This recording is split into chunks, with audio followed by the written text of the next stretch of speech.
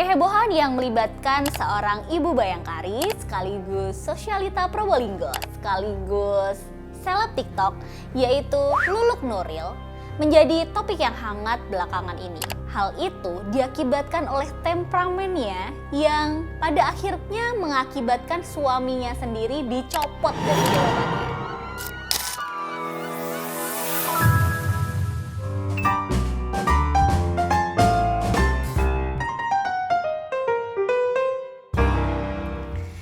Thank you banyak udah nonton video dari Dosen Hukum. Aku akan ngebahas soal berita dan kasus-kasus serta aturan hukum yang berlaku.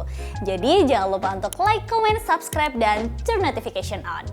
Jadi, kasus ini berawal dari unggahan yang memperlihatkan kemarahan seorang Luluk Nuril terhadap siswi magang yang ada di sebuah pusat perbelanjaan yang ada di kota Probolinggo, Jawa Timur. Meskipun video tersebut sudah dihapus oleh TikTok Luluk Nuril, namun terlambat karena netizen sudah menyebarkannya sehingga mengakibatkan kegemparan di media sosial. Kronologinya bermula dari unggahan TikTok yang diunggah sendiri oleh Luluk Nuril.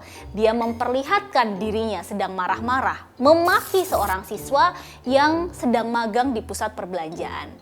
Siswi tersebut ternyata berasal dari SMK Negeri 1 Probolinggo. Dalam video yang beredar, Luluk terlihat sangat marah, temperamen, serta menyebutkan bahwa si siswi ini membatalkan belanjaan atau barang yang dipesannya. Dalam unggahan video tersebut, Luluk dengan nada tinggi memaki si siswi dengan kata-kata yang bisa dibilang cukup merendahkan. Dan dia mengungkapkan ketidakpuasannya kepada si siswi magang tersebut. Aku akan puterin videonya, silahkan untuk menilai sendiri apakah menurut kalian apa yang dilakukan Luluk ini cukup wajar atau memang agak temperamen ya. Itu loh, aku udah dipesan kalau mau dibatalkan di kasir aku nih loh pesan, nggak mungkin tak batalin. Aku lewat kamu bilang nggak dibatalin. Loh enggak, Mbak, kan emang Ini kan nggak bisa bayar cuma belanjaan segini. Nah, pihak SMK Negeri 1 Kota Probolinggo, tempat siswi magang tersebut bersekolah, merespon dengan cukup keras sehingga mereka memberikan somasi kepada Luluk Nuril serta melaporkan Luluk ke Polres Probolinggo. Reli Wulandari, wali kelas dari si siswi magang mengungkapkan, somasi ini adalah bentuk perlindungan sekolah terhadap siswinya sendiri. Selain memaki, ternyata Luluk Nuril juga menyebut kata-kata yang menurut aku sih agak terlalu, bisa kalian nilai sendiri lah ya. Kita akan puterin videonya. Kalian itu nggak mungkin sesongong kalian loh ya. Kalian itu babu.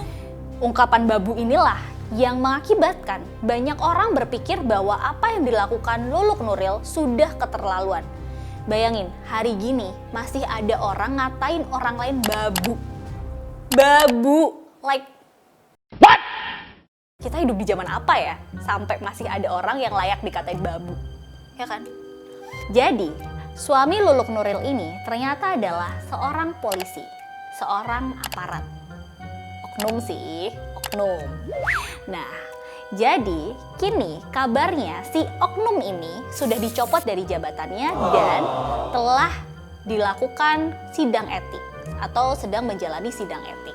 Tidak hanya berpengaruh kepada si suami, melainkan tentu saja berpengaruh kepada si siswi magang yang menjadi trauma, sehingga si siswi harus dipindahkan dari yang tadinya di front office sebagai pramusaji, kemudian menjadi back office. Dan berdasarkan kejadian-kejadian tersebut, menurut kalian, apa sih yang dilakukan oleh Bu Lulu?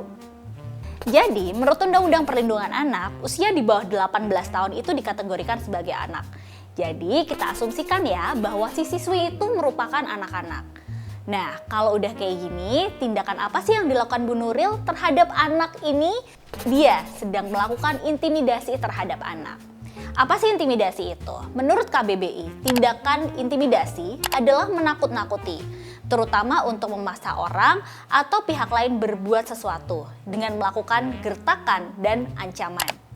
Jadi, melihat bagaimana bentuk intimidasi itu, kita bisa menyimpulkan bahwa mengintimidasi atau memarahi anak merupakan suatu bentuk kekerasan psikis. Apa itu psikis? Kekerasan psikis berdasarkan pengertian yang dikeluarkan oleh Kemensos menyatakan bahwa perbuatan yang mengakibatkan ketakutan, hilangnya rasa percaya diri, hilangnya kemampuan untuk bertindak, dan rasa tidak berdaya dan atau penderitaan psikis berat kepada anak. Masih soal perlindungan kekerasan psikis, berdasarkan pasal 58 Undang-Undang Nomor 39 Tahun 1999 tentang hak asasi manusia, disebutkan setiap anak berhak untuk mendapatkan perlindungan hukum dari segala bentuk kekerasan baik fisik maupun mental. Dan hak-hak anak untuk terbebas dari kekerasan tercantum dalam pasal 13 Undang-Undang Nomor 23 Tahun 2002 tentang perlindungan anak.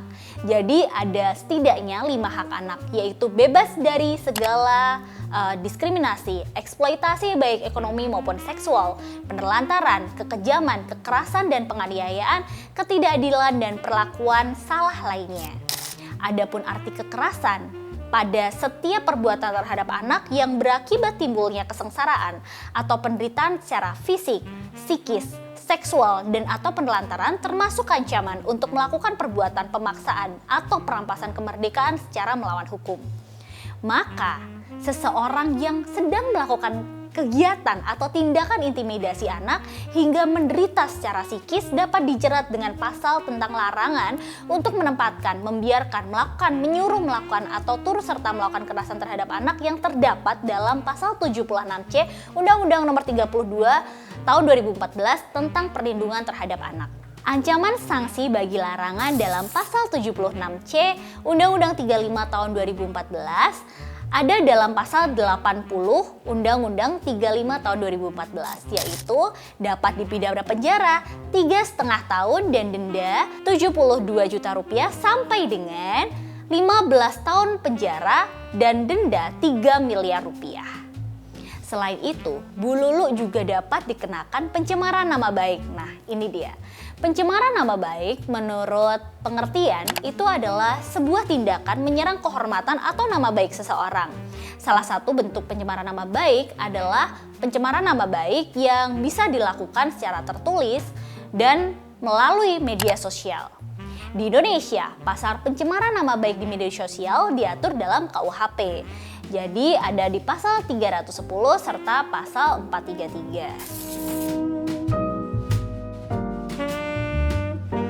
Karena melakukannya di TikTok, kita bisa bilang kalau Bu Lulu ini dapat dikenakan pasal pencemaran nama baik melalui media sosial, sehingga dapat dijerat pasal pencemaran nama baik menggunakan pasal 27 Ayat 3 Undang-Undang ITE junto pasal 45 Ayat 3 Undang-Undang Nomor 19 Tahun 2016 yang mengatur setiap orang dengan sengaja dan tanpa hak untuk mendistribusikan dan atau mentransmisikan dan atau membuat dapat diaksesnya informasi elektronik dan atau dokumen elektronik yang memuat muatan penghinaan atau pencemaran nama baik dapat dipidana paling lama 4 tahun dan denda paling banyak 750 juta.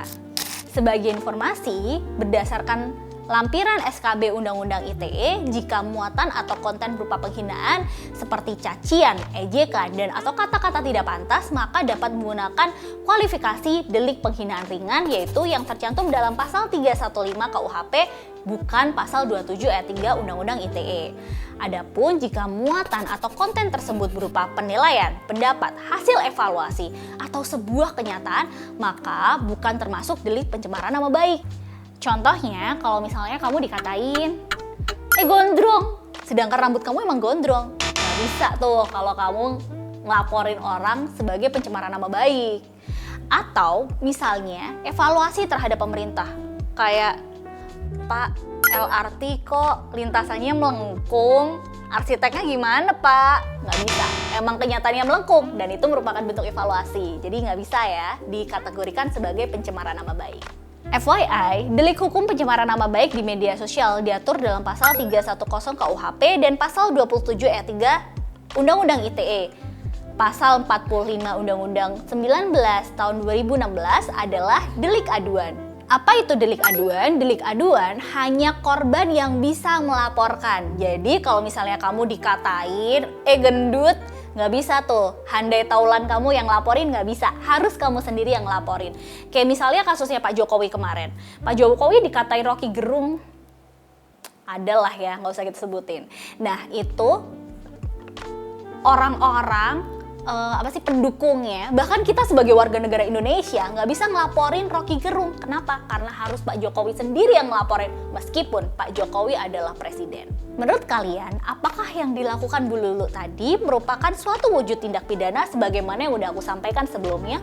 Atau cuman, enggak kok, itu cuman khilaf doang, cukup dengan permintaan maaf di sosial media? Sampaikan pendapat kalian ya. Dan kalau misalnya ada yang mau kalian tambahin atau revisi, silahkan langsung aja di kolom komen. Jadi jangan lupa untuk like, comment, subscribe, dan turn notification on karena dosen hukum akan selalu upload video baru.